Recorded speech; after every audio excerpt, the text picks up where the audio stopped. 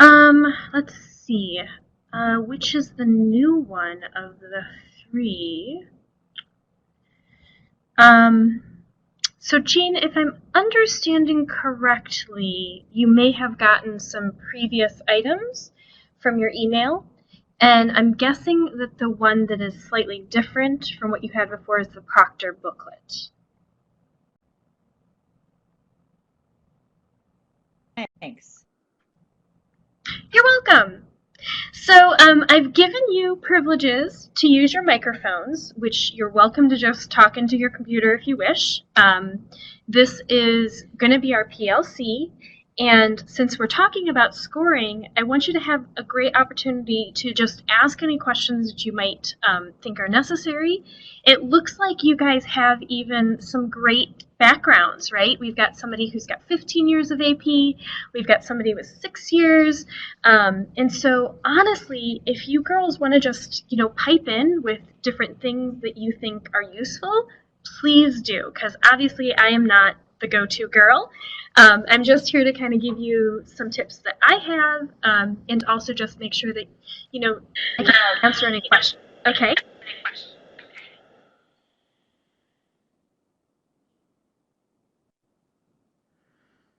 All right, so it looks like we're getting just a couple more people maybe joining us, but I'm going to go ahead and get us started.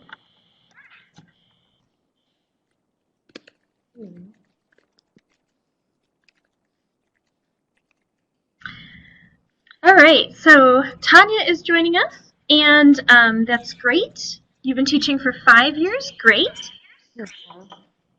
We have a great honor today of just going through some scoring of the challenge areas. So we're going to go ahead and do that, and let's go ahead and take a quick look at some of the things that are going to happen.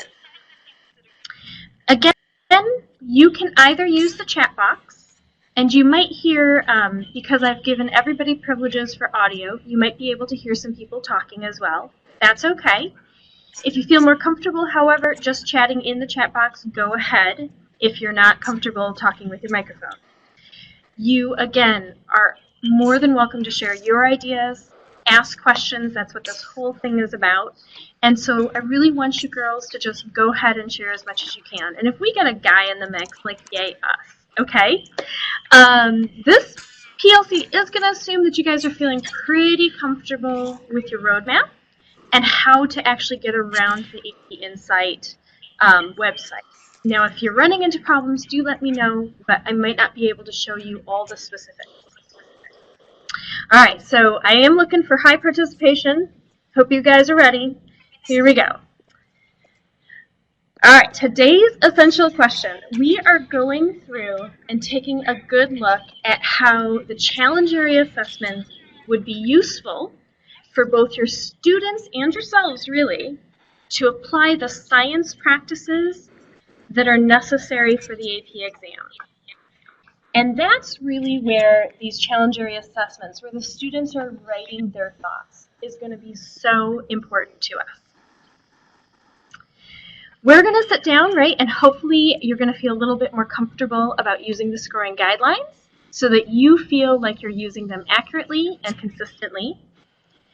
And that's what we're going to be looking at are some samples of the students' work so that you feel like you can consistently apply the rubric. Maybe get some ideas as to how you might want to use these various assessments. And again, hopefully let you guys get a chance to engage with each other or even go on to the share with others portion on the website. All right, we're going to start out by just looking at when you should assign these challenge areas.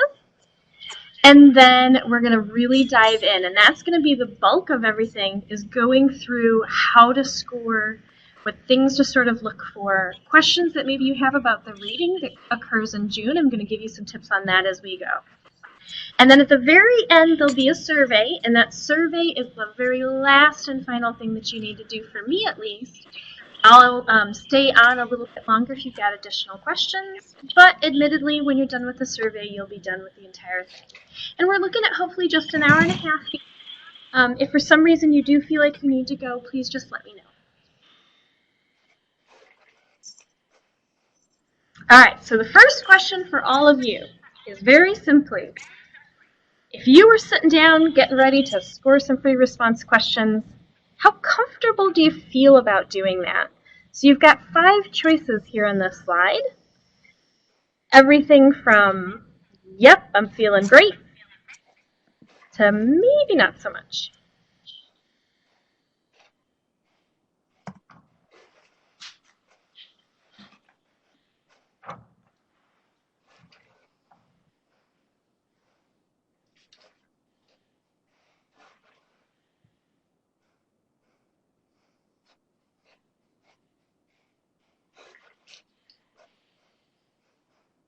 All right, so we're looking like maybe not so much, huh? Not a problem at all. So hopefully by the end, we're going to get you feeling a little more comfortable, right? I see a couple of you guys are feeling like at the end of a long grading session, I sometimes realize I'm no longer grading the same way. And so we'll go ahead and show you some tips that might help with that as well. All right, so that's kind of the goal. And I don't know if you had a chance to work with the assessments that are for the essays. But if you have, again, share any ideas that you've got. All right, let's just refresh our memories on the challenge area assessments. You have 3 to 4 questions, and they're divided into some questions that are excessively long. Those would be what we'd consider long questions with 10 points each, and those that are a little bit shorter, which we would consider short questions with 4 points each. On the AP exam, that's how the questions are designed as well, as either long or short. And the main difference between these challenge area assessments and those is that on the actual AP exam, will be the questions sort of jump from big idea to big idea, kind of seeing the full range of what the student's knowledge is. On these challenge area assessments, they're more specific because they're going with that particular learning objective. So that's the main difference. But if they can do these challenge areas, they're definitely going to have a stronger connection with all the building blocks. And if you remember, the whole point is to give them really just an opportunity to start to identify all the pieces that are fundamental throughout chemistry. And so that's what we're kind of looking for there. If you go in and you look at the scoring rubric, which is what the Proctor booklet is, that's going to be very similar to how the AP readers receive their rubrics when they're actually scoring the AP exam, which is why it's just a nice resource for you. All right, so here's a question for you. When do you like assigning the challenge areas and their assessments? And have you actually assigned them? Because if so, when do you think would be an appropriate time to use them? And again, you can just type in the chat box.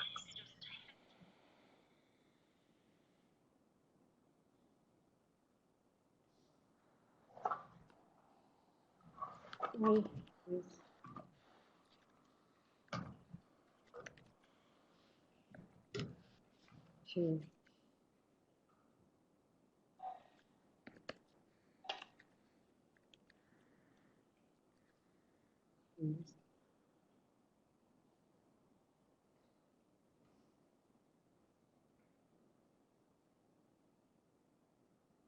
Understanding.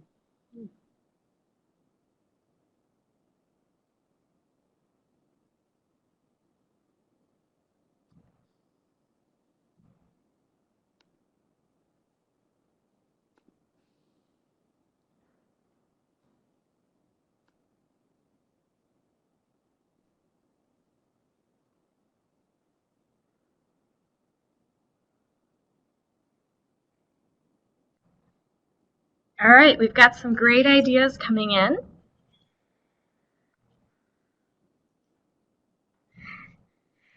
I would agree with all of you, right? At the end of the topic makes it nice and easy, just to give the students a chance to see how they're doing, which you might be doing as practice right before that test. Great. let's see.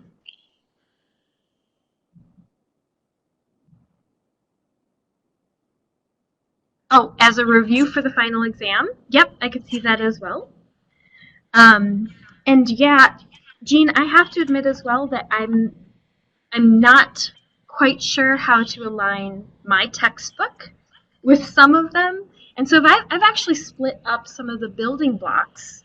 And so because I've split up some of the building blocks with the way that I want to teach the course, I do wait to do some of these performance assessments until I've covered all of the building blocks. So that's another great, like sort of a key idea there as well. These are absolutely as flexible as you want them to be. And I've even found that sometimes I take a chunk of a challenge area assessment, like maybe just part of one of the questions, as just a quick quiz right before the period starts to just see if they remember what they did the day before. So you have lots of options. Don't feel limited. I love your different ideas here. All right. So when you look at the challenge area assessment and you go to assign it, again, it's going to be in that same area as you would assign like a building block. So it's under your assess area, and then it would be under your view assign.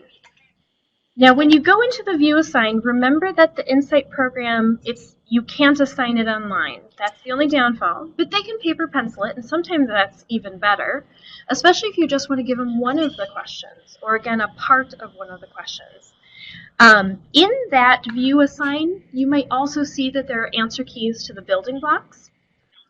And in there, you'll see the Proctor guide for these actual challenge areas, which again, we've provided you this one for represent and model energy, but in case you start looking at some of the other ones, that's where you'll find it. All right, so we're going to start looking at some of these free responses and scoring them. So if you have not taken a chance to get that Proctor booklet, make sure that you have that. And if you've got your participant handout, you're going to see that that participant handout actually has the students in there with their questions. Now, I'm going to walk you through the Proctor booklet real quick here because I find, I should say it this way. The first time I looked at it, I found it very confusing. So I'm just going to go ahead and point it out to the way that I kind of look at it. The very first page, if you're looking at that Proctor booklet, which it says Proctor version in the upper right-hand corner, is just question 1. And you can see question 1 just looks really long, which probably means it's going to be a 10-point question. As you turn to page 2, the first thing you notice is down in the middle of the page or so, there's a dark bolded line going kind of down the left side that says A. So that is going to give you some descriptions about how students might do if they were getting 4 of the 4 points in Part A. It then goes and breaks down some examples of what maybe students might do if they only got 3 of the 4 points versus 2 of the 4 points, 1 or 0. Sort of the downfall of those is that I rarely find that students follow those exactly. So they're useful in kind of giving you a sense of the different areas of the question. But admittedly, I feel like if you keep turning to where the gray area is, and that is all the way for question 1 at least, all the way on page 7. So when you're looking at page 7 of the Proctor booklet, what you see then is now it says Proctor directions and everything written is in a gray box. That's the part that I find more useful. And so what I like about this area is it's got all the key areas. It reminds you how many points there are. So again, in Part A, there are 4 points. And it differentiates where those points are going. This is a little easier for me, at least, and by no means do you need to do that because I'm telling you to, but it's just nice in the sense that it's a little bit quicker to go through than those other bolded lined areas. So that's kind of the stuff that we're going to be looking at today at least, okay? And we're going to look at a couple of questions. We thought it might be great to look at like questions 2 and 3. So let me show you a couple of things that I like to do before I get started with my students. I first like to just look at the whole question. So when I assign one of these, I look at that question and I look for some keywords. So when like question 2A says, explain your answer, blah, blah, blah, blah, blah, versus question C, which says justify your response. Those two things to the AP chemistry exam writers mean slightly different things.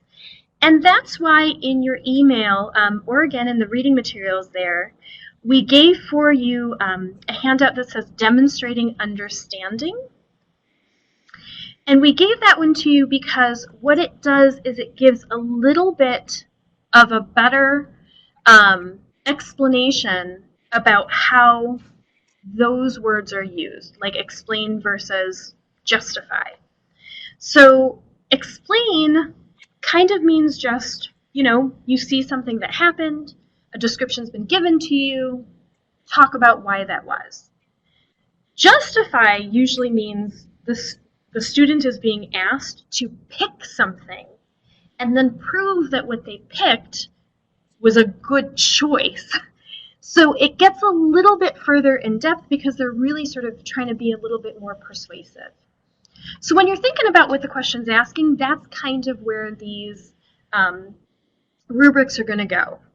So next, start looking at the actual rubric scoring guidelines and see those sorts of pieces, right? If they're supposed to justify, they need to elaborate a little bit more than if they're just explaining. And then it seems sort of silly, but this is very useful, especially if you're feeling like, man, I really thought I was scoring these correctly and I got halfway through my class and I think I changed my mind. So sometimes just pulling out some sample papers and just skimming through them. The nice thing about that is that sometimes, and you guys I'm sure have all seen this, you gave a student a question and the next thing they did was completely turned it around in a completely different way. And so it gives you a chance to just find out if they interpreted the question correctly. I've had a couple of instances where I've asked the students one thing and the entire class answered it a particular way. And it turned out that I had made some side comment that they interpreted to mean way more than I had thought they would make it mean. So sometimes, you'll have to make adjustments to the rubric, and I've done that before. All right, so here we are. We're diving into question 2. So we thought we'd break it up. So this is just part A. And you can see the question is, which of the liquids in that above table will have the greatest change in temperature, and explain your answer using information from the table.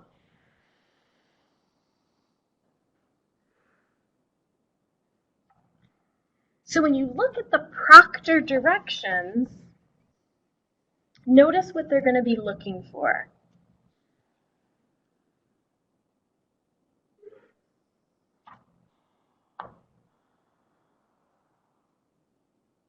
So, right, they're picking one of the alcohols, one of the liquids at least, and then the hope would be that they're saying, when I look at the specific heat, I notice it's the smallest one. So now we're going to just peruse, right, as if we were randomly picking some of our students. We're going to look at these next couple of responses, and you're going to see, did the students understand what the question was asking? Are they kind of geared in the correct direction, right? Because there were quite a few ways of looking at that table. And do we need to make any adjustments in order to change our rubric to ensure we're going to be consistent with our students? All right, so these next 2 slides are on your participant handout. So if you want to just look there instead, I feel like they're a little easier to read. They're definitely larger than what's here on the screen. And all I want you to do is to just peruse them. And again, I'm going to flip back to the slide. Decide if you can use the scoring guideline appropriately. And if so, great. If not, would you make any changes to that guideline? So you are going to have a couple of things in front of you again. One of them is the rubric, right, the Proctor guidelines. And the other one are these student responses. So take a moment as you think about that.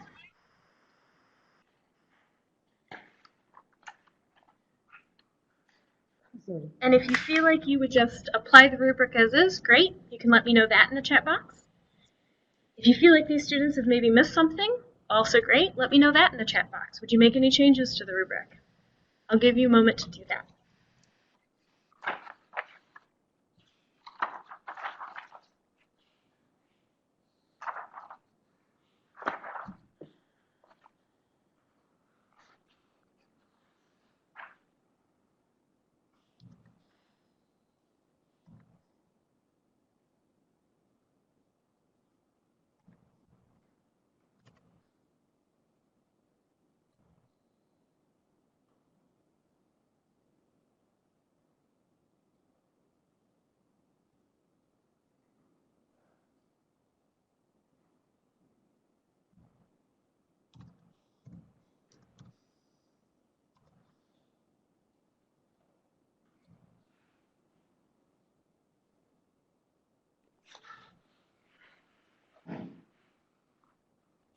Mm.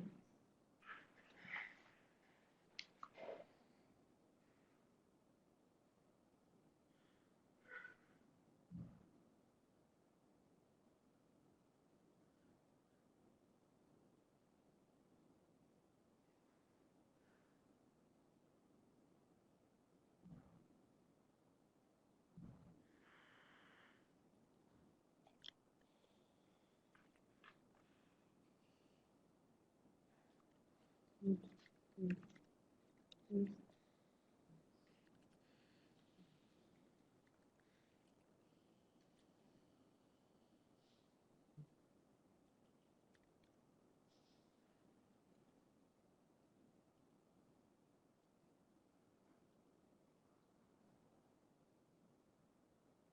Mm. Mm.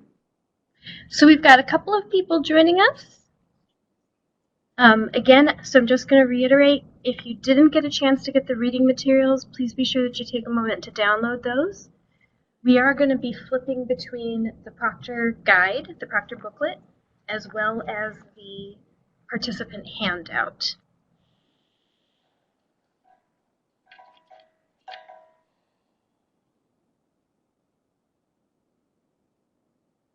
Hi, I hope I'm saying your name right. Is it Aruna?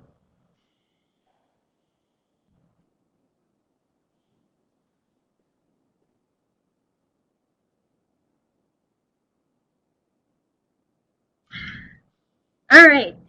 So as we look at and I'm going to flip back to, Aruna, I can't hear you. You might need to just check your audio that you're on.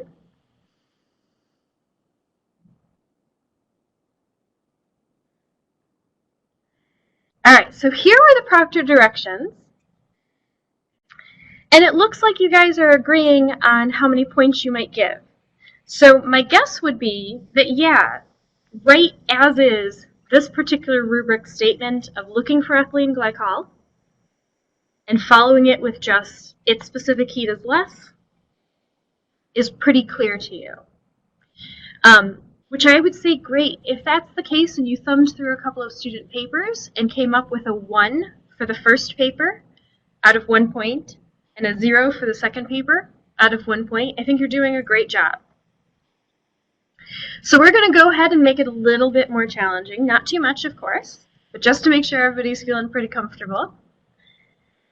And we're going to again look at question 2 from this assessment. But this time we'll be looking at part B.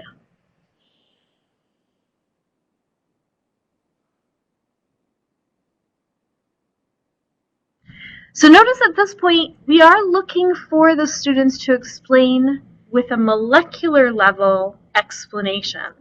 So that might include maybe something about collisions, maybe something about the molecules moving. So how quickly do they move? And so those might be some things that you just kind of want to think about even before looking at that rubric. All right, so now we're going to be looking at, again, the second set of questions that are in your participant handout. And we're going to be looking at these and legit scoring. So I'm hoping everybody's paying attention to their scoring.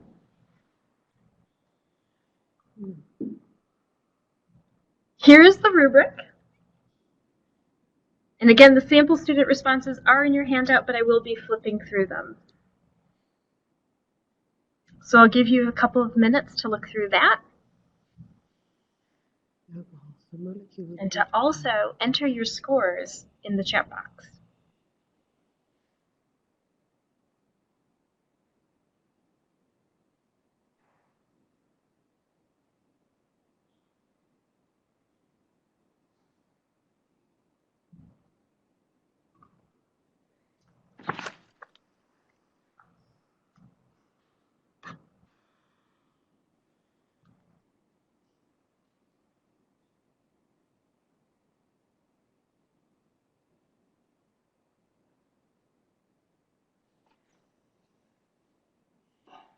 Yeah.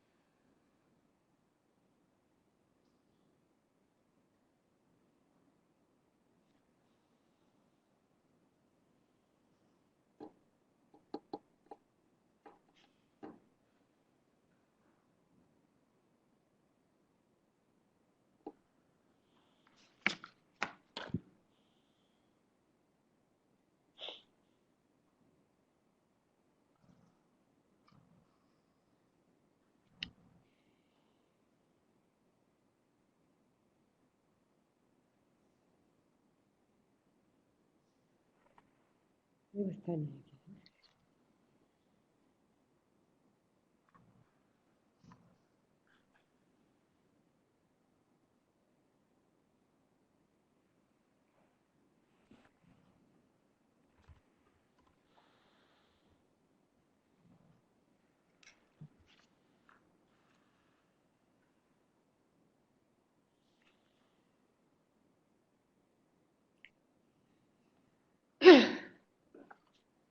All right, it looks like we've got most people in with what they think might be the scores. So sample paper 1, it looks like all of you caught that the student ended up contradicting themselves down here, right? They almost sounded like they knew what they were doing, and then they went and they changed their minds. Sample paper 2 did a really nice job. And I love how they talk about the collisions and the transfer, right? Which is really what we're kind of hoping to see, that particulate level. Great. All right. Good job, everyone. All right. So again, we're going to try one more. Before I give you some harder ones, we're going to look at part C now.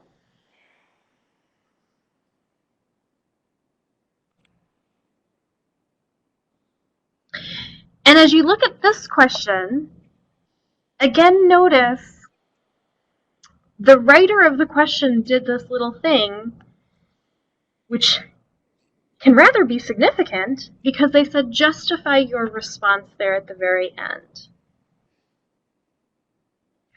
So just to point out, right, how that kind of makes a difference, again, we're going to be looking at the scoring guidelines before we look at that information there. And in this case, you see we have 2 points for part C. That first point is justifying response by setting up the heat transfer calculations based on the temperature change. So you see there that they are actually utilizing, in this case, a calculation for the justification. It then goes on to say, give a point for determining the mass of glycerol. So whether you like that wording or not, that's kind of how it's written. And that might be something that you might say, well, really I want them to mathematically prove. And so maybe you change it a little bit. I've done that as well. Because usually when I say justify, I oftentimes mean that I want them to actually use some language with it. And in this case, that's not part of the rubric, and that's okay. So it's going to be 2 points now. And since it's also a little bit mathy, we thought it'd be fun to give you some students' work, right? Two sample papers. Reminders, again, you've got these in your participant handout. So you're going to be using that rubric against these two sample papers and keeping in mind some things that are true of the AP exam when we actually score, such as significant figures in their final answer, such as follow-through of their calculations. So look around for some of that because you are going to be taking that first answer, which is for the first point, and carrying it through in that second answer. Okay? So I'm going to give you again a couple of minutes to look through those. And again, when you feel like you got some scores ready, you just go ahead and type them into the chat box. And of course, let me know if you've got questions as you're working.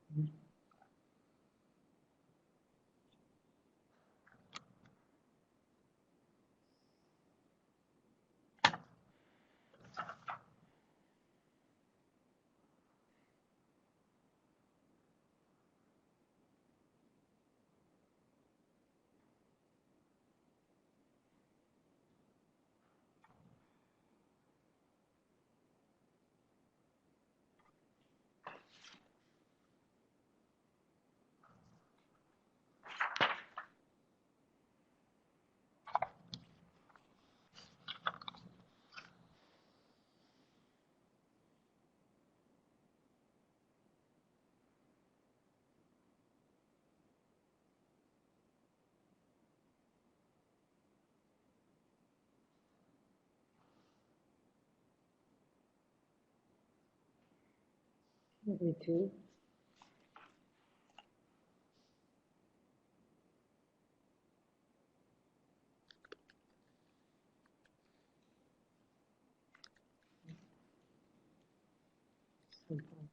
Oh.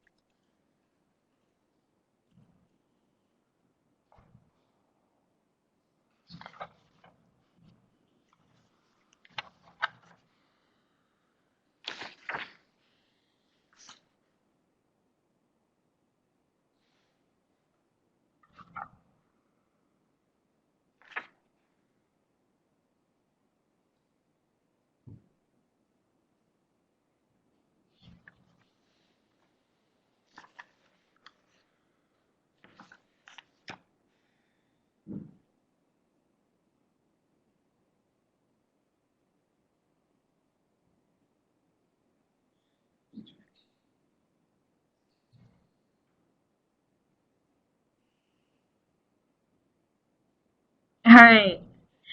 I love that you guys are chatting with each other in the chat box. That's exactly what I'm hoping for.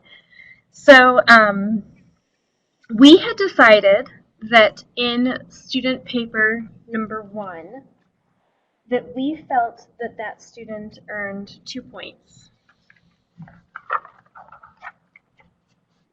And that is because the heat for the iron is in fact positive, it's endothermic.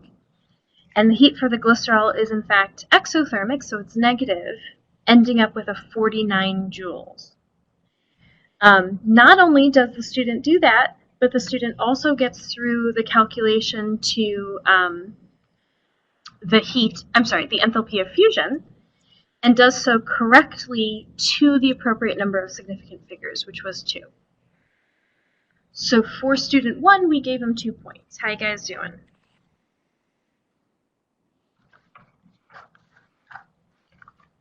All right.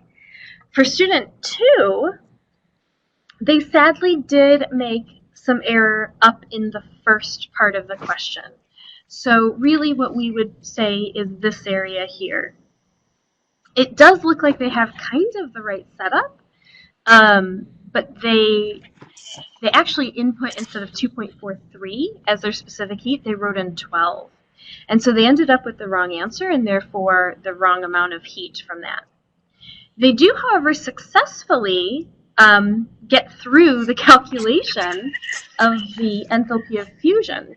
Even though that wasn't the right answer, they used their answer from the first part correctly. So we decided that this student would get 1 point. Which is, again, a good issue, right? When we're going through all of those AP exams, in the summertime, we do spend a lot of time with our calculators recalculating for those students. Yeah, I do that.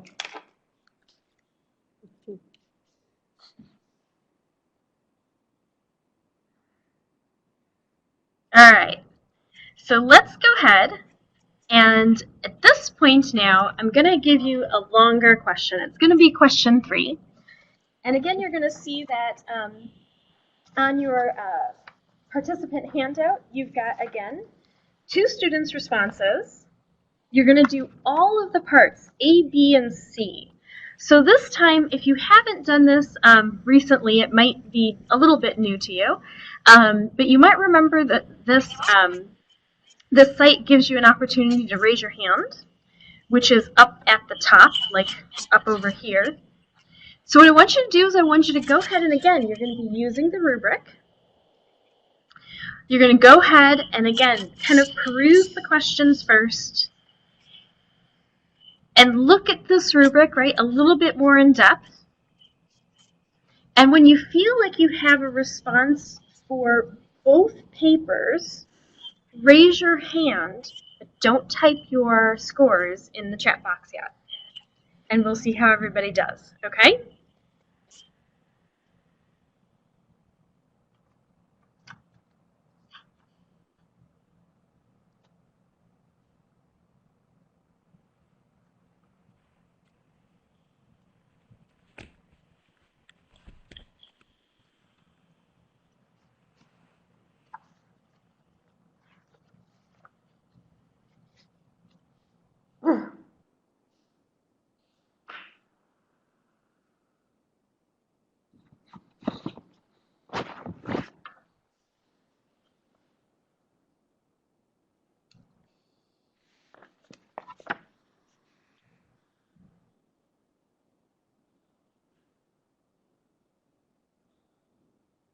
Hey, Mark, I know you had joined us just a touch late, but yes, they are in the handout.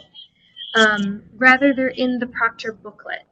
So if you swing over again, kind of in that bottom area where the reading materials are, it's kind of in that lower section there. The questions will be in the Proctor booklet, as well as these Proctor directions will be much larger and easier to read. And then in the handout are just the student responses. You understand? I hope that that helps.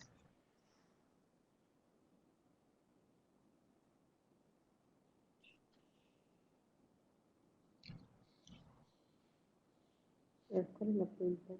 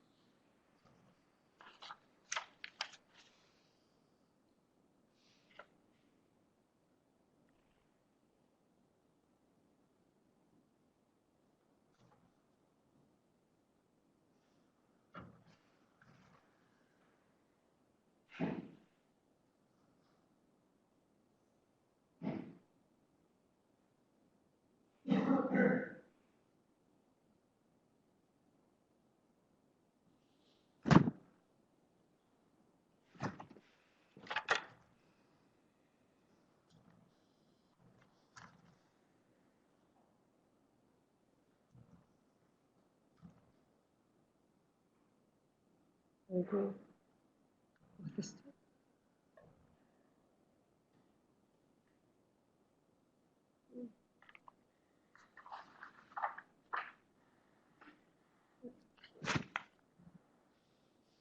So, full credit.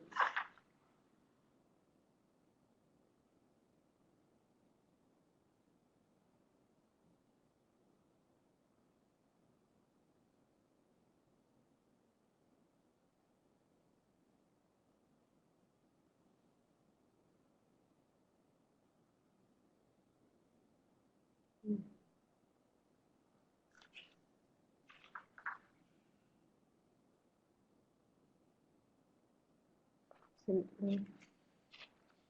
One of those boxes is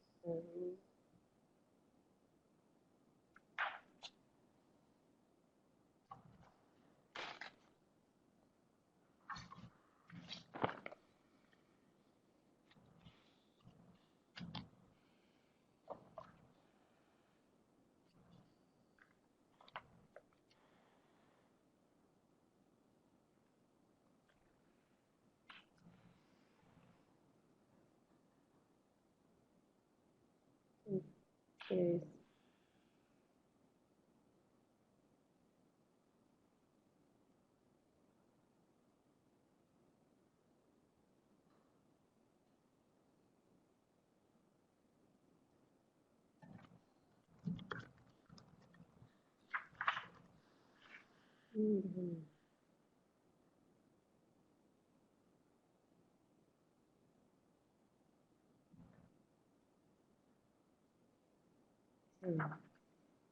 0 to this, 1 to this.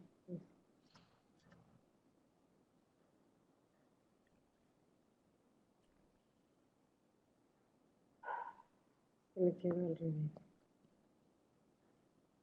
Menos 6.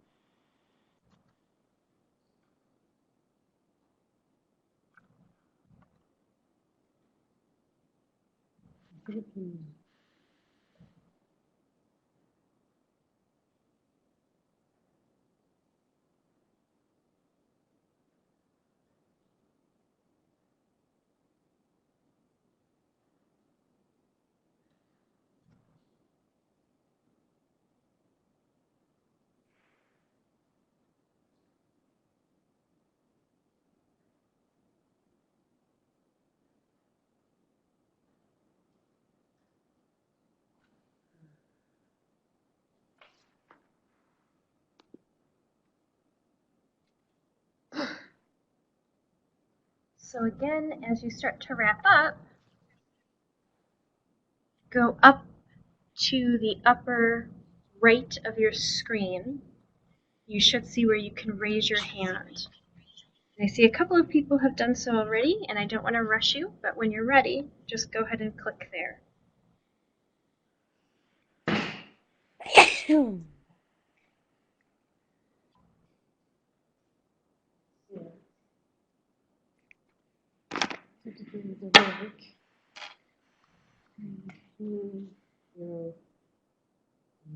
No sé, primer comment, tal vez.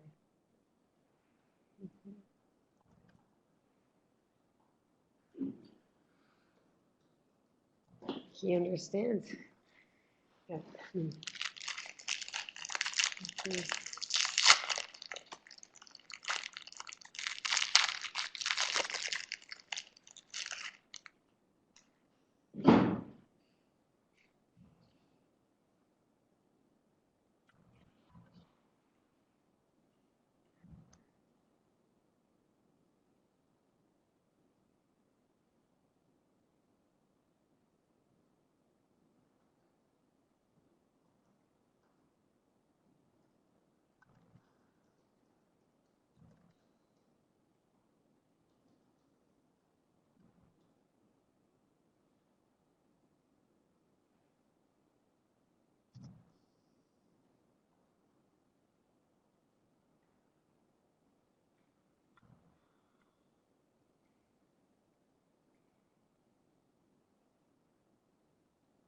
All right.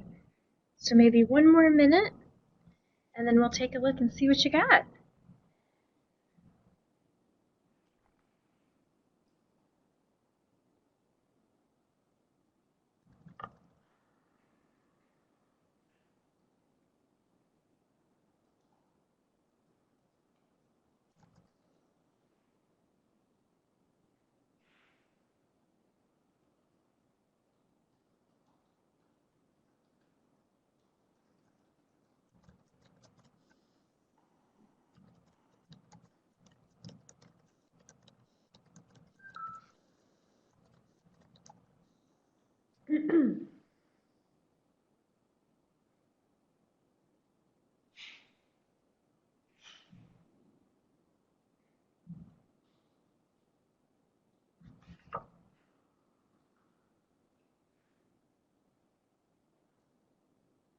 All right, so how about for this first student? Go ahead and type in the chat box how many points you gave this person. Okay. So again, remember it's out of 4 total points. 3. 3.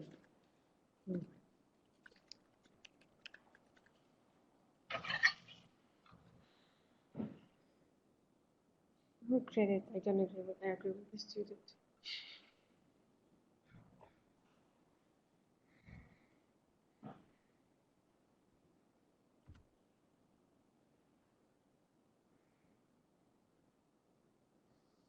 All right. Okay. So for this student paper, we gave it a total of 3 points. The first point was for part A. It follows the rubric exactly, and also includes the negative sign, and has appropriate significant figures. So they got 1 point for part A. For part B, it reads really well, and the first time that I read it, I really started to give the student the point, only to realize that that actually is the prompt. That's the actual statement. And I was like, oh wait, they just rewrote the prompt.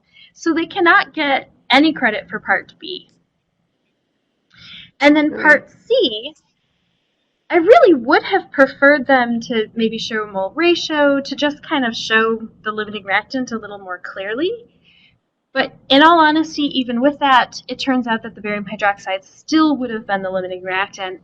And so they not only get the point for the limiting reactant, but they also get the point for the heat of reaction down below. So they get 2 points in part C. How do you guys feel about that one? Questions? Mm.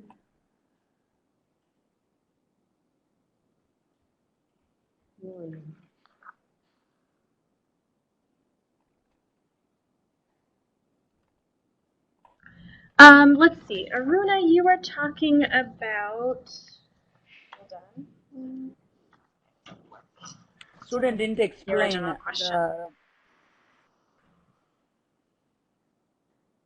the question number part C has the prompt says that they have to determine the limiting reagent, I mean delta RXN, for limiting reagent as well as explanation. So where is the explanation?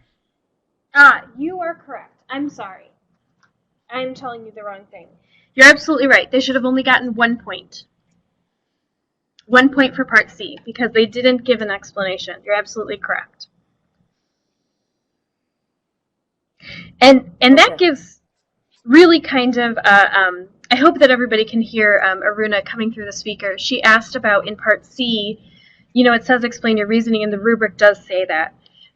We had a long conversation ourselves about that quite honestly, as readers ourselves for the AP exam, I don't know that students would think to actually make that statement, which is right here with this green arrow that I'm pointing at, that I would probably redo the question a little bit, and I would probably also, therefore, change my rubric. Like, I agree. I know some of you guys are saying, like, you're not quite comfortable grading these 3 responses. I get that. And part of it is that I personally would change it so that it was comfortable for me as well as comfortable for the students. And that's where a question like this, it's great to see, that the students completely miss the explanation, the verbal, description. And seeing that, I would probably then go back to my rubric and change it, to be honest.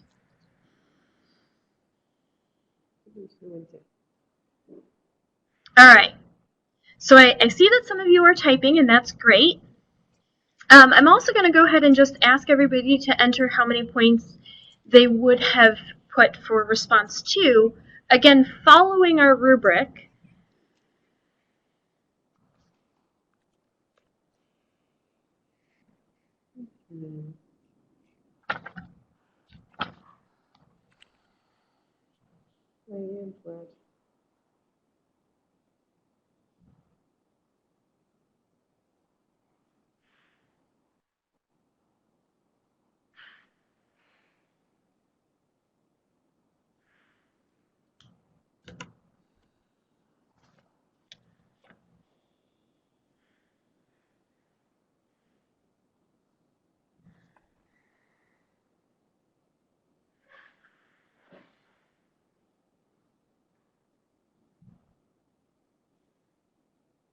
All right. So if that student response paper number 1 was a little tricky, we made this one good and tricky for all of you. Here's what we decided. This student out of 4 points is going to get 0. And I know, I hear somebody gasping, and it is true. So let's go through the different points. And again, this is following the rubric exactly, okay? And also remembering how it gets scored on the AP exam. So part A, you guys are hilarious, I love it. Part A, the student comes up with what really is a great answer. And looking at the prompt even says, like, just give the energy for the amount that's lost. Like, it actually clues them into the fact it's exothermic. So in terms of the math, in terms of the beauty of the work, they totally get the first point. Sadly, however, they do not have the correct number of significant figures. So as is true with how we score chemistry exams, they've now lost that first point because every single question has 1 significant figure point on it. Okay? So that what was really pretty just turned into a 0. Part B, they are supposed to be going through a little bit more information than that. And if I remember correctly, right, the whole point of the question is that they've already been told that nothing is getting lost to the surroundings. So what else could possibly be occurring? And again, if you look at that rubric, what it's referring to is the gas change, right? Not the pressure change, but the volume change. And so because of the volume change, they actually didn't earn the point according to that rubric. Now, if you didn't want to score, a change in PV, and you wanted instead to see that they actually understood this, again, you could go ahead and change it. Okay? Now, I love you guys over at the side with the sig figs. You are absolutely correct. In reality, every question has a significant figure point. If you've noticed these past couple of exams, they've really tried to make it so that one question in particular has a lot of math calculations in it, so that it leans a little bit more towards that significant figure point. In the hopes, as Rosalind is talking about, in the hopes that really the students will only lose 1 point on the entirety of the exam. But admittedly, if they butcher every single calculation, which is hard to do, right? Because they actually do get a plus or minus one significant figure. So had the student written 2.47, they would have earned the point. Even if the student had written 2 kilojoules in part A, they still would have earned the point, right? So looking to just make sure that the students are constantly checking their sig figs is always a good thing. And ensuring that they're really using those significant figures in laboratory experiments is even better. Like, that's really the whole point of significant figures anyways. But yeah, again, the whole gist of the redesign in the test is that hopefully they're only going to lose 1 significant figure point over the course of the entire test. So now let's look at part C. And they clearly state, very clearly to us, which I love when students do that the limiting reagent is going to be determined by the masses. It has nothing at all to do with the moles. So they're already losing that math point. And again, according to the rubric, the entire part C is 2 points, one for all of the math, which they are doing incorrectly just because of that, and the other for giving some sort of explanation about the heat energies. Since there is no explanation, they also get a 0 for that. So a 0 on the math, and followed by a 0 with no explanation. And again, if you're uncomfortable about that, that would be a great opportunity for you to say, like, well, in part C, I'd really rather delete that line about explaining and just have the kids, not get this point for the limiting reactant, and instead at least show that they got some understanding for the heat of reaction. All right. I see that Jean has a question, and that's great. Yeah, it is entirely, Jean, because of the fact that they had to say something regarding the change in pressure, the change in volume of that. And it's kind of small on my computer, so I'm trying to open the question so that I can actually see it. So give me just a moment here.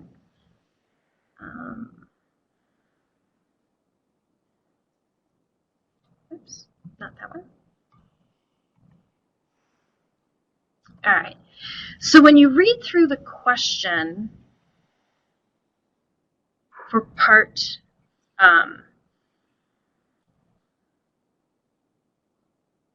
for question 3 rather, and specifically looking at part B.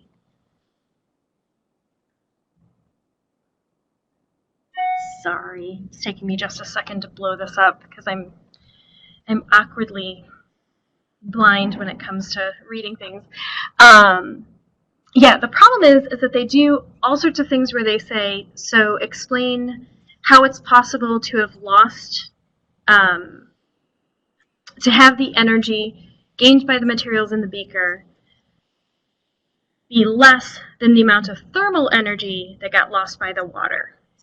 And then it says, explain it without violating the law of conservation of energy, and also explain it through by ignoring the temperature change of the beaker and its contents, and also ignore the heat transfer between the calorimeter cup and the air.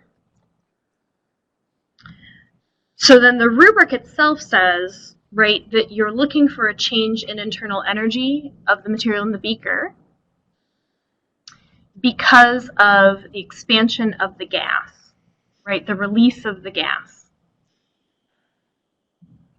So the whole concept that one of the products happens to be gaseous, which is then altering what's occurring there.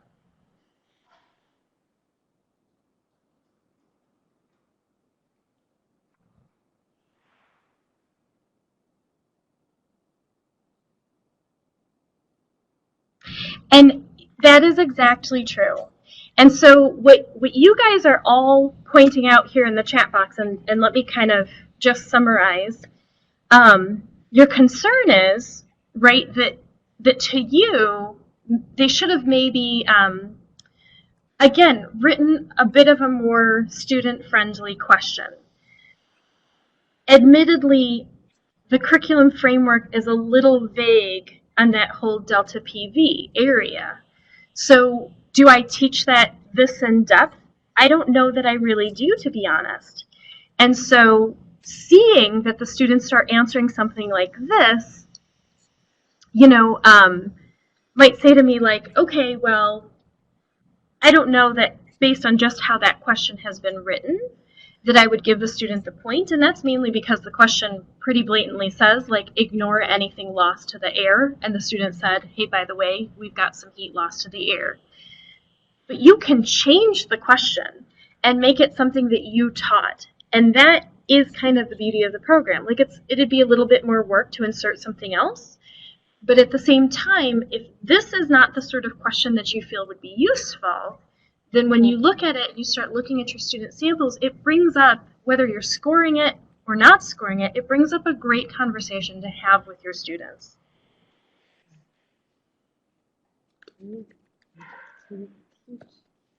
You know, Jean, I really disagree. I don't feel like we're trying to trip them up. I feel like this particular question is maybe not a great question.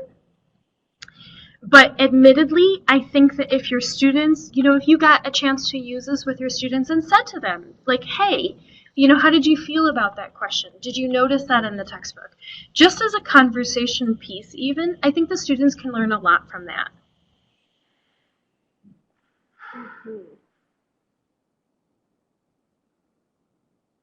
And these questions are very similar to what would be on the AP test. In fact, I feel like personally they're a little bit more challenging. And because of that, they hit, again, because these are going to be specific to the challenge areas, which you're not getting are what really the test questions are going to be, which is bouncing between those big ideas. And so because of that, you know, the nice thing is that these are going very much into detail. So again, if you're, you know, if you happen to be teaching that much detail, awesome. But if you're not teaching that much detail and you're using it as a conversation piece with your students so that they get kind of the broad understanding of it, admittedly, I feel like they're going to be able to answer the AP questions because they're actually easier than these, I feel like.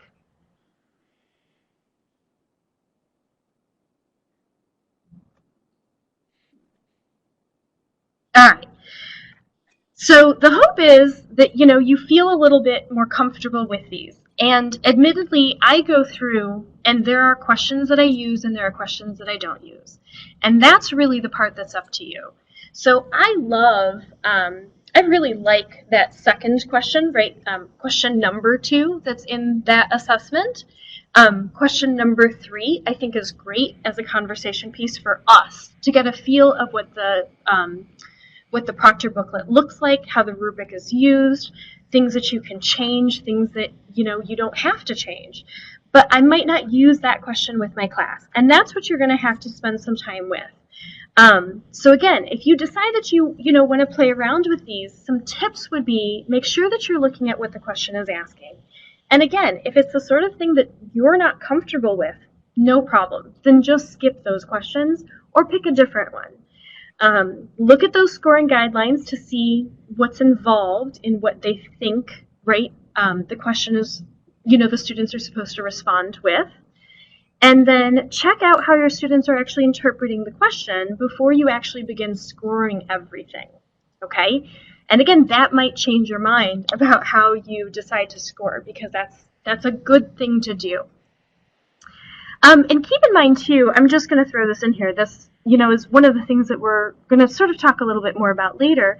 But all of these are meant to give you an opportunity to give the students formative assessments, to give the students a sense of what they know and don't know.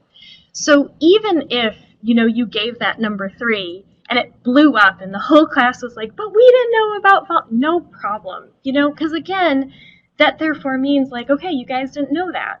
So here are some tips where you could look, here are some things that you could do, here's some more understanding. Or as the teacher, you could always say, you know what, we're not going to have time for that, and we're going to hope that it's not going to be on the test, because I've done that 1,000 times.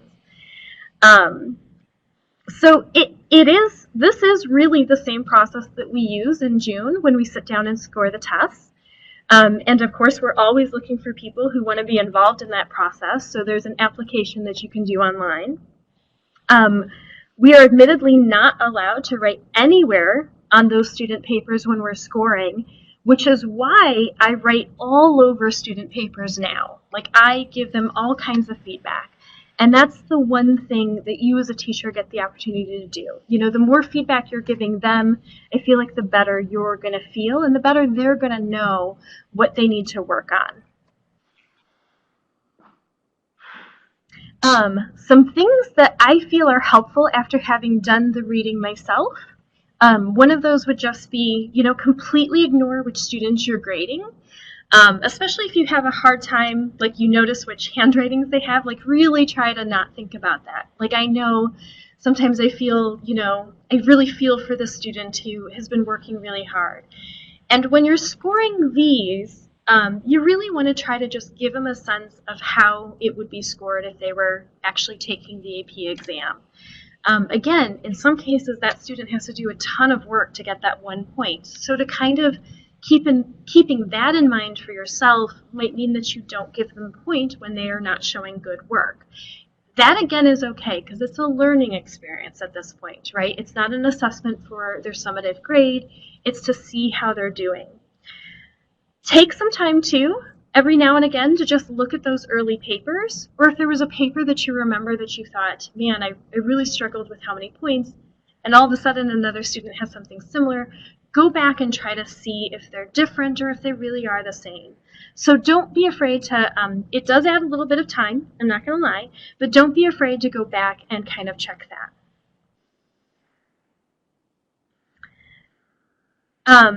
There are some activities that I like to do with the students, and that really has to do with just the fact that I want them to know what to expect, and part of that is what to expect from me when I'm scoring them, but also what to expect from the readers, because I'm sure we've, said to students before, you're going to go, you're going to take this AP exam, and quite frankly, you can't sit with the readers when they're scoring your AP exam, telling them in their ear, like, but I meant this. So some peer scoring is really impressive for how they then understand what they need to do. So here are just some tips. Have them do the exact same thing that we're suggesting you might try as you start doing these assessments, right? Look at the question, figure out what's on the scoring rubric, and then read some sample papers. That's a great way of doing it. And there are sample papers online of even just the exams that have been released to just have the students go through any of those. I've also taken, and had the groups then even just sit down and do a question and exchange them with other groups. I've had them exchange them in whole, I've had them exchange them in part. I've had students write their essays on Post-it notes so that they have to write minimalistically, right? Because they can only write whatever they can fit on a 3x3 Post-it note.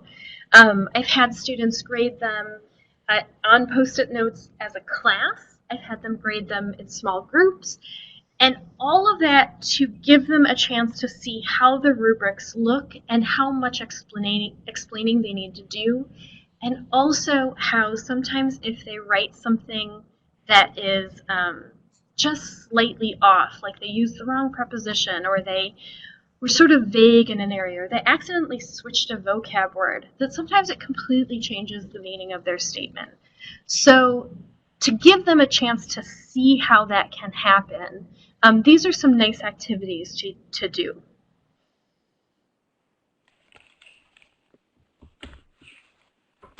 And maybe you guys have other activities that you do with your students. Does anybody want to describe something that they try?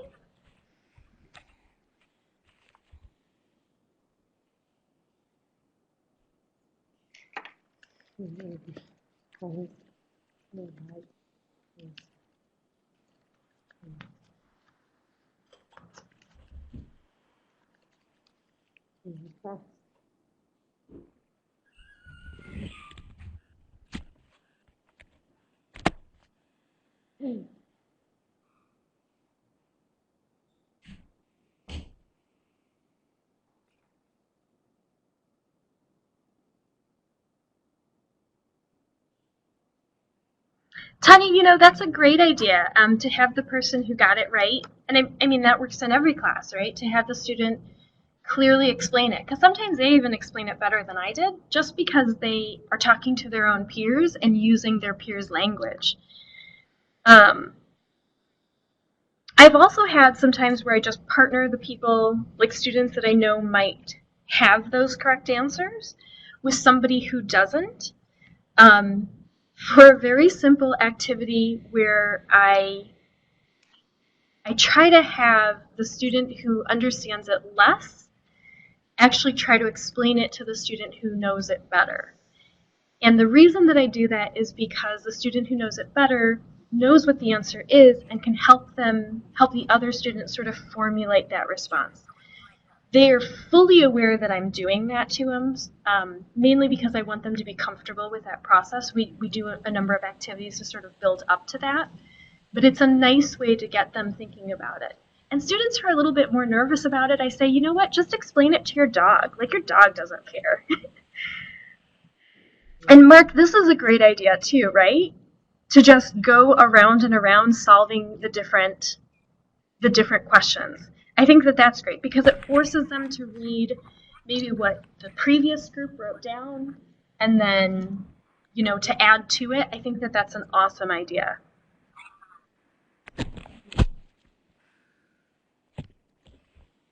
Yeah, you guys have great ideas. I love it. Thank you. Thank you for sharing. All right. Some tips that I give my students that are real simple. First, just make sure that you put A, B, and C by your answers. It saves the readers a ton of time. Timing, I'm really hoping that since those 15 minutes were added to the free response section of our exam, that's helping. My students said that it really did, so I'm hoping that that's going to happen again this year. But I do tell them to just kind of watch their time, just kind of pay attention to it.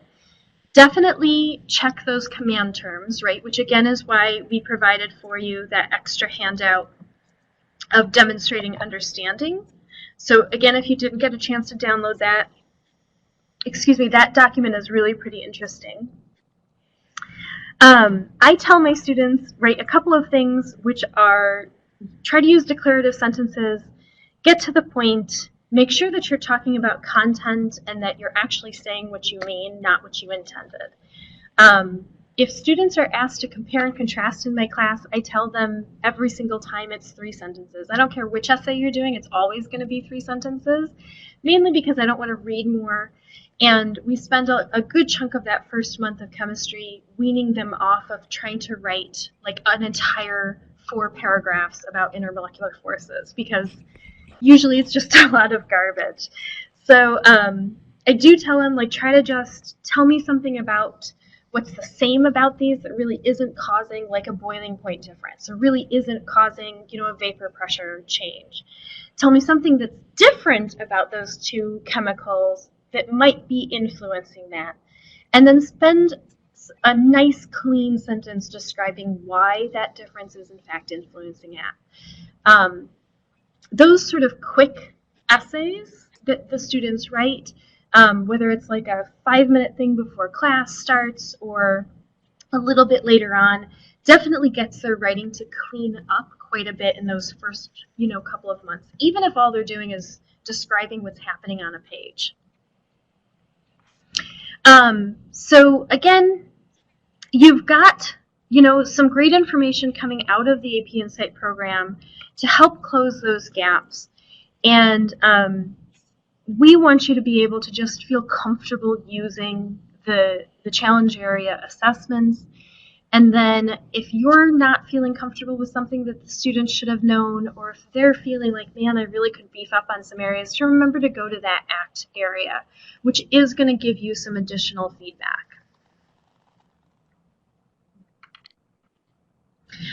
You also have, right, on AP Central, you've got those 2013 to 2015 exams that you can download. And again, that's a great place to just get random student responses for the students to go through and talk about and discuss, score with the rubric that comes on that website, and just get a feel for how that happens. It's also nice too to get some of those little details, right, like sig figs or calculations getting carried through, what kind of gets looked at as we go through the actual exams in June. So if you read through those commentaries, those are really good because it really does separate them out point by point. And like it says, study the rubrics, but I mean, really practice with the rubrics, right? Like if there's a question in the 2013 test that you think is kind of interesting, like throw it at the kids. Even if you've only covered half of it, like so what? They might remember some of it just from knowledge that they have of themselves, experience that they've had in their own lives, or perhaps they remember it from their first year chemistry if you're that lucky, you know?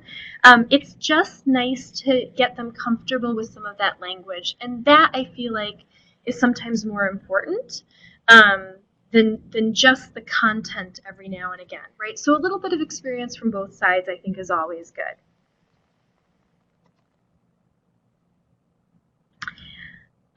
So this is what the website looks like. If you haven't gone there, they did do a redesign on it, so I want to make sure that I just kind of say that. Because it's redesigned, if you haven't swung in there in the past, I think it was like 2-3 weeks now that they did that redesign, you'll see that it is slightly different. So you'll be looking for, you know, the area for exams, which is, again, just kind of reorganized. And then the area where the free response questions are is pretty much the same, but then the samples and the commentaries are the areas that you might want to print and show your students. All right, so we were hoping, right, my whole goal was to check to make sure, and I really hope that, I know that there were, you know, some concerns with the rubric and really some great ideas from you all.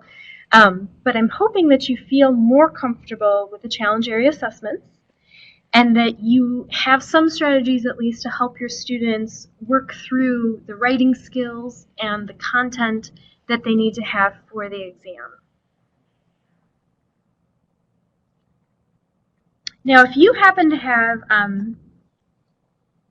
you know, anything that you have as additional questions from today's session, I would love to hear those. Keep in mind that you can, if you'd like to, sort of share what works. And so if there are things that, you know, you wanted to re-listen to, this PLC is going to be shown like later on the Insight website. And so you can download it and listen to it again.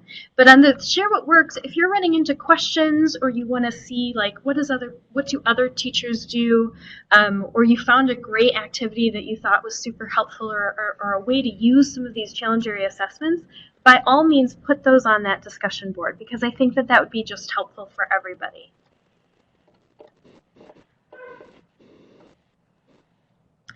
And again, if you haven't gone on there, it is a great site, the Share What Works area. We are, of course, always looking for other ways that we can help you, other ways that we can give you advice or make it easier for you or give you better directions or whatever the case is. So we are wrapping up here with really just maybe 5 more minutes or so left. I'm going to come back to this slide so that you can click on the survey. And again, with the survey, that's going to give you any CEUs you might need. But let me just click through a couple of things that I kind of wish they had put prior to that. If you haven't heard, you've seen this slide before probably with just the email address and the phone number. But more importantly, you might not have seen office hours, which is such a weird way of saying literal human.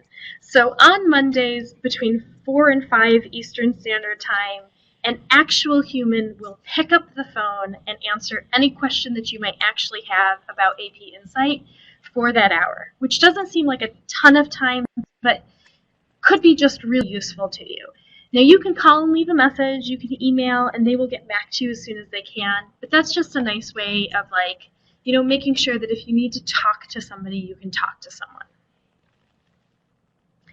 And then I really am going to sit here, and again, I would love to answer any other questions that you have. I do really hope that you guys got what you needed out of this, which is figuring out how to use the rubrics. And it does take practice, so please, by all means, feel free to contact us. Feel free to contact each other, through that discussion board. And again, before you go, I need you to do this survey. So if you don't mind, please do the survey. Let us know what we can do to help you, to assist you better. Let me know how I'm doing, because that's always important as well. But anything that we can do to make your use of AP Insight more beneficial is always going to be helpful.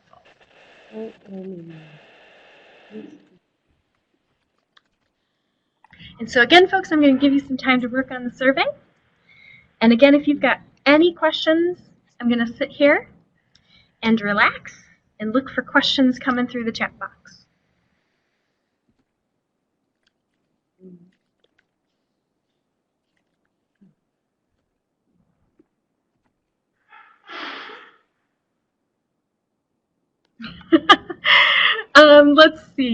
Let's see. You guys have the additional professional development videos. There was a PLC 1 that was offered that should be on the website by now. And then, of course, just the intro, which, Jean, you already said that you watched. So the PLC 1 should also be on there. With this just being our first year with AP Insight for chemistry specifically, we are trying to put together as many PLCs as we can, but we're not exactly sure what's useful to you guys. So the more you let us know what we can do for you, the more we're going to offer. So yeah, we would love to give you more professional development videos, but we just need to know what kinds of things might be helpful. And Tanya, if there is an option to say not applicable for your school district, or maybe I hate to say it, I don't know how that particular section looks, so I'm going to just guess here. Maybe just pick whatever is closest to Mexico. I'm so sorry, that was the worst answer ever. So hopefully you can continue on without clicking that, so that would be my first hope. Okay, great, not applicable is great. All right, let's see. Aruna, looking for reading materials for each of the challenge areas. Each of the challenge areas should right now have a teacher's guide that goes through all of those. And that should be just part of the prepare section. You should be able to read through those, which are very helpful. And then there is a sort of student progress sheet.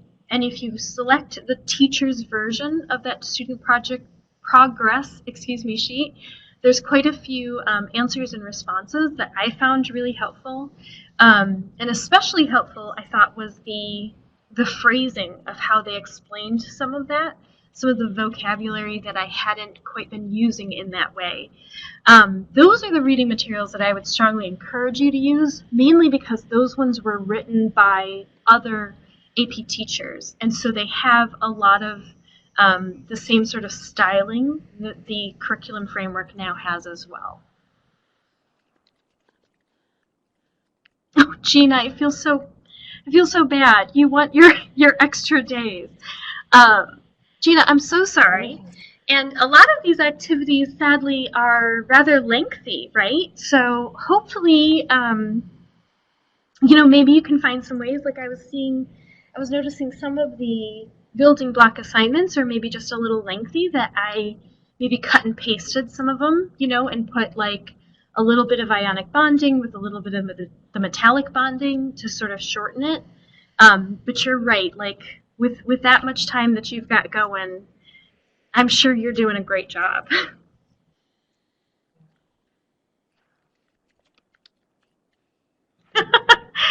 Well, they say now a little coloring for us adults is what relieves the stress. So maybe you just need a coloring book and some colored pencils and have at it. Again, I am sure you are doing fabulous.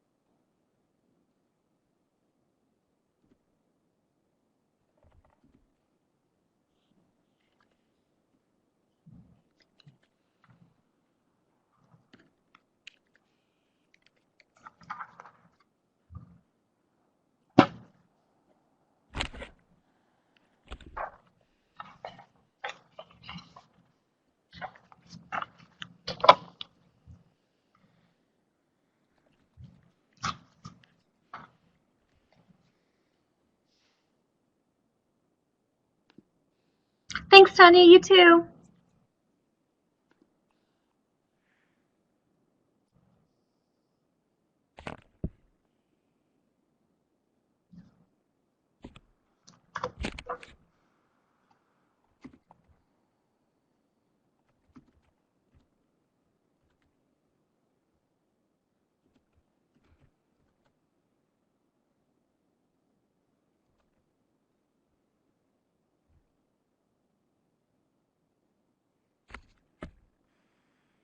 Aruna, if you are referring to the one that's going to be tomorrow, we are, in fact, presenting the same material.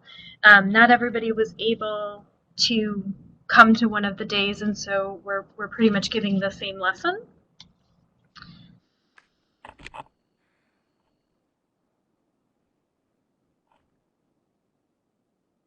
You're welcome.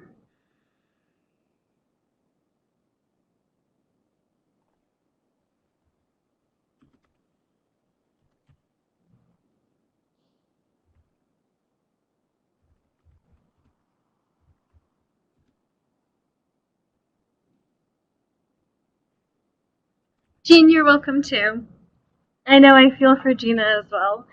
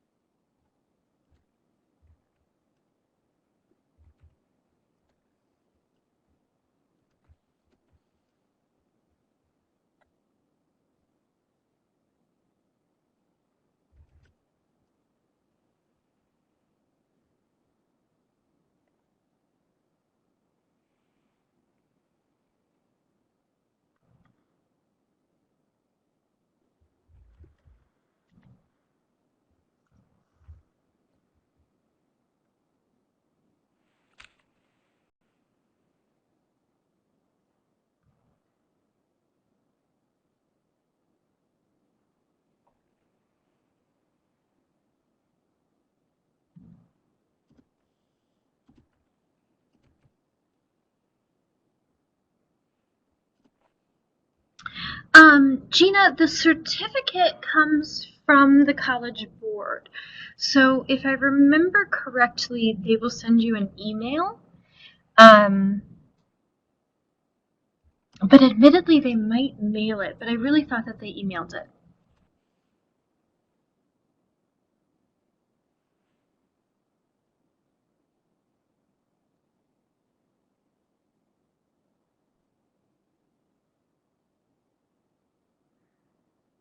Jean, that is great. That is great advice. So the only question becomes, what other sessions would you like? You know, I mean, um, we thought of this one just because I know it's been challenging to sort of talk to teachers who haven't been to the reading about how they really get scored. So we thought that this one might be nice. But admittedly, if there's other ideas that you have, we would absolutely love to hear them. And I'm glad that you're rewatching them because these really do go quickly. Like there's a lot of papers, there's a lot of shifting kind of back and forth. But we tried to build in some extra time in this one so that you could try to get a chance to do it on your own. Oh, Gina, you didn't. Okay, well that is good to know. I am going to send that information um, to the department and let them know that you guys have not been receiving your certificates. Um, I will have them contact you guys then and let you know exactly what is going on with that, or sort of like what to expect. They might, yeah, I feel like they should have to send you something.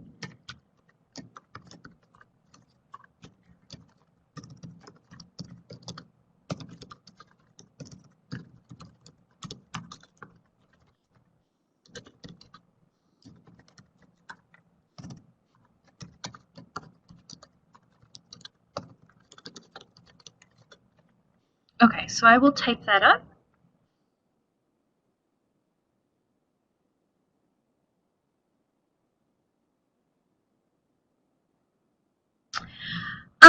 You know, Jean, that's also true about the editing. Um, Admittedly, they, like on the AP exam, they're super worried about the proprietary nature, but on these, they're not actually locked. So while they're PDFs, you can actually and copy them into a Word document. Um, it's still a lot of work, but if that's comfortable for you, that's another way of going around. I will, however, make your comment to them and just see kind of what they say. But I think that because they didn't give access to the AP Insight biology group that opened last year, they're probably going to leave it in PDFs for us as well.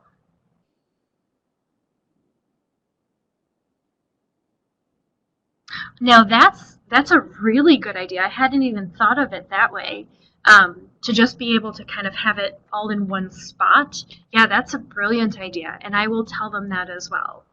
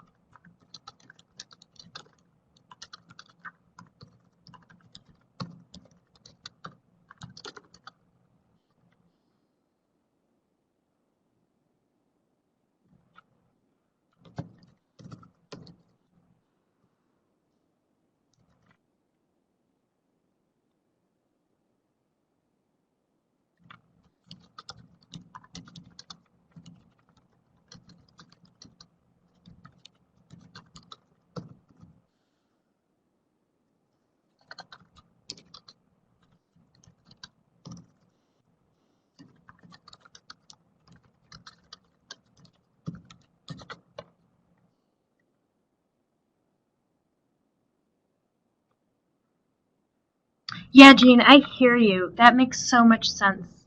Um, and I'm the exact same way. Like I feel like I have 80 documents open and I just need to print them all off.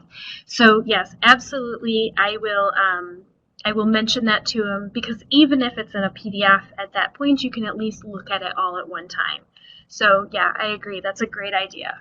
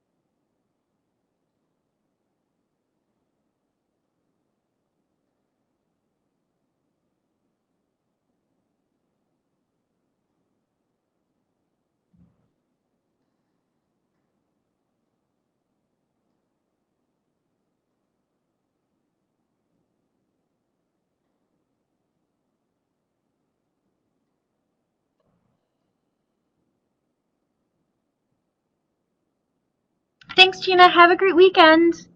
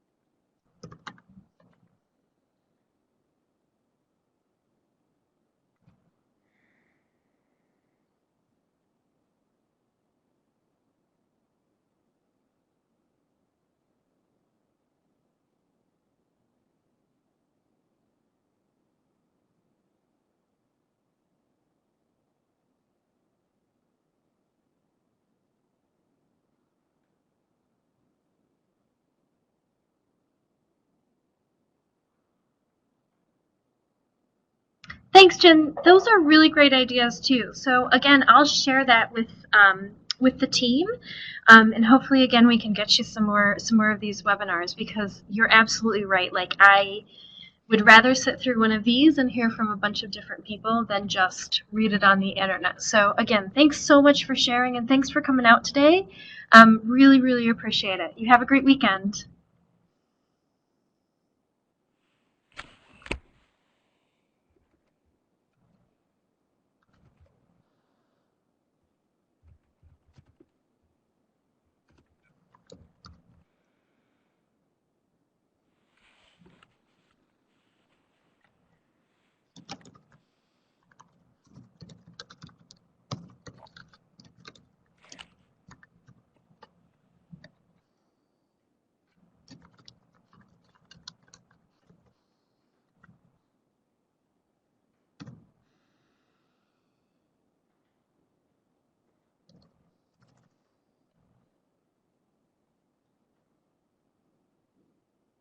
Thanks, Serena. You too.